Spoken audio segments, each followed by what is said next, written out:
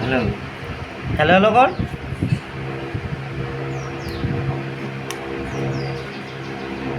এই দিশা, এই যে দিকে দেখা, কি ওটা?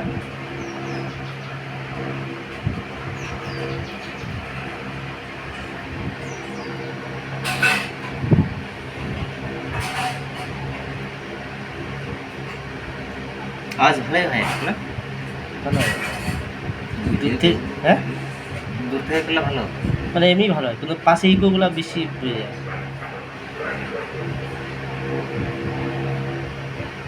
কি এটা দিশা?